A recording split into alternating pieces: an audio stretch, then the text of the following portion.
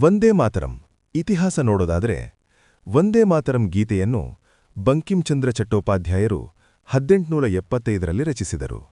ನಂತರ ಇದನ್ನು ಅವರ ಪ್ರಸಿದ್ಧ ಕಾದಂಬರಿ ಆನಂದಮಠದಲ್ಲಿ 1882ರಲ್ಲಿ ಸೇರಿಸಿದರು. ಬ್ರಿಟಿಷ್ ಆಳ್ವಿಕೆಯ ಸಮಯದಲ್ಲಿ ಈ ಗೀತೆ ಸ್ವಾತಂತ್ರ್ಯ ಹೋರಾಟಗಾರರಿಗೆ ಶಕ್ತಿ, ಧೈರ್ಯ ಮತ್ತು ಏಕತೆಯ ಸಂಕೇತವಾಯಿತು. ವಂದೇ ಮಾತರಂ ಎಂದು ನಾವು ಕೂಗುವುದು ಆ ಕಾಲದಲ್ಲಿ ಬ್ರಿಟಿಷ್ ಸರ್ಕಾರಕ್ಕೆ ಸವಾಲಾಗಿತ್ತು. ಲಾಠಿಚಾರ್ಜ್, ಜೈಲು, ಹಿಂಸೆ ಎಲ್ಲದರ ನಡುವೆಯೂ ಈ ಗೀತೆ ಜನರ ತುಟಿಯಿಂದ ತುಟಿಗೆ ಹರಡಿತು. 1896ರಲ್ಲಿ ಭಾರತೀಯ ರಾಷ್ಟ್ರೀಯ ಕಾಂಗ್ರೆಸ್ ಅಧಿವೇಶನದಲ್ಲಿ ಮೊದಲ ಬಾರಿ ಸಾರ್ವಜನಿಕವಾಗಿ ಹಾಡಲಾಯಿತು. ಸ್ವಾತಂತ್ರ್ಯ ನಂತರದ ಸ್ಥಾನ ನೋಡೋದಾದ್ರೆ ಭಾರತ ಸ್ವಾತಂತ್ರ್ಯ ಪಡೆದ ನಂತರ 1950ರಲ್ಲಿ ವಂದೇ ಮಾತರಮನ್ನು ಭಾರತದ ರಾಷ್ಟ್ರೀಯ ಗೀತೆ ಅಂದ್ರೆ ನ್ಯಾಷನಲ್ ಸಾಂಗ್ ಎಂದು ಘೋಷಿಸಲಾಯಿತು. ಜನಗಣಮನ ರಾಷ್ಟ್ರಗೀತೆಯಾದರೆ ವಂದೇ ಮಾತರಂ ರಾಷ್ಟ್ರಗೀತೆಯಷ್ಟೇ ಗೌರವ ಪಡೆದ ಗೀತೆ. ಇದು ಧರ್ಮವಲ್ಲ, ಜಾತಿಯಲ್ಲ, ಭಾಷೆಯಲ್ಲ, ಇದು ಭಾರತೀಯತೆಯನ್ನು ಸೂಚಿಸುತ್ತದೆ. 150 ವರ್ಷದ ಸಂಭ್ರಮ ಸಲುವಾಗಿ ಭಾರತ ಸರ್ಕಾರ ವಂದೇ ಮಾತರಂ ಗೀತೆಯ 150 ವರ್ಷದ ಸಂಭ್ರಮವನ್ನು ರಾಷ್ಟ್ರವ್ಯಾಪಿಯಾಗಿ ಆಚರಿಸುತ್ತಿದೆ. ಕೇಂದ್ರ ಗೃಹ ಸಚಿವಾಲಯ ಕೆಲ ನಿಯಮಗಳನ್ನು ಬಿಡುಗಡೆ ಮಾಡಿದೆ.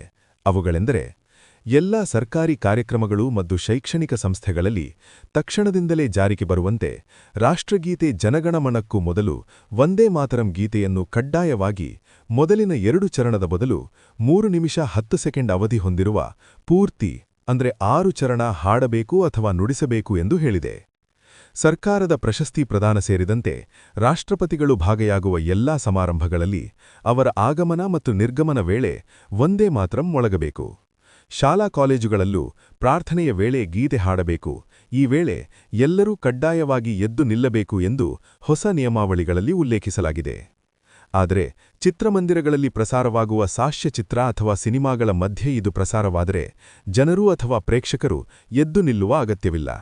ಸರ್ಕಾರಿ ಹಾಗೂ ಖಾಸಗಿ ಕಾರ್ಯಕ್ರಮಗಳಲ್ಲಿ ಅಗತ್ಯವಿದ್ದರೆ ಗೀತೆಯ ಮುದ್ರಿತ ಪ್ರತಿಯನ್ನು ಸಭಿಕರಿಗೆ ವಿತರಿಸಬೇಕು ಎಂದು ಹೇಳಿದೆ. ಇವತ್ತು ಈ ಗೀತೆ ತಲವಾರಿನ ಹೋರಾಟಕ್ಕಲ್ಲ, ಸಂವಿಧಾನದ ರಕ್ಷಣೆಗೆ, ಏಕತೆಗೆ, ರಾಷ್ಟ್ರ ನಿರ್ಮಾಣಕ್ಕೆ ಪ್ರೇರಣೆಯಾಗಿದೆ.